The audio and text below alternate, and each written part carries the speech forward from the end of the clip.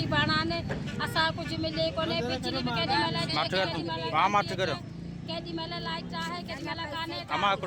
gas बसाने कोने को पानी की सहूलत काने का खारो पानी मोशन पेट में सूर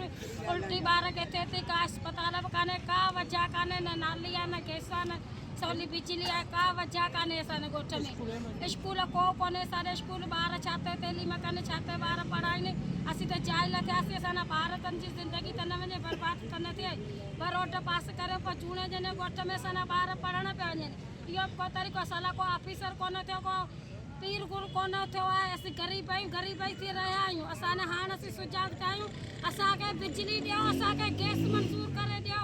ॿेराड़ीअ में जी जाफर काश केले ॻोठ अहिड़ा ॿिया बि ॻोठ आहिनि कई मसाला थिया आहिनि असीं कोन सुजाग आहियूं हाणे असीं सुजाग आहियूं हाणे असांजा हक़ आहिनि असांखे हक़ ॾेई सघनि था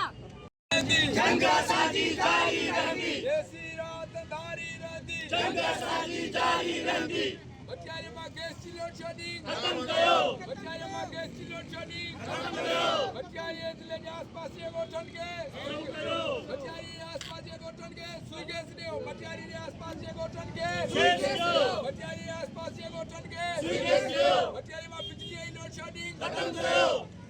पब्लिक हेल्थ जा करप्ट ऑफिसर हटाओ बचारे जिले में पब्लिक हेल्थ जा करप्ट ऑफिसर जंग असांजी जारी रहंदी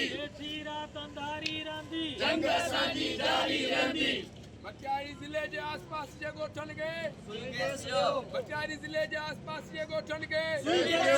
बचारी जिले में गैस की लोड शेडिंग खत्म करो बचारी जिले में बिजली की लोड शेडिंग खत्म करो पब्लिक हेल्थ जा करप्ट ऑफिसर हटाओ पब्लिक हेल्थ जा करप्ट ऑफिसर हटाओ पब्लिक हेल्थ जा करप्ट ऑफिसर हटाओ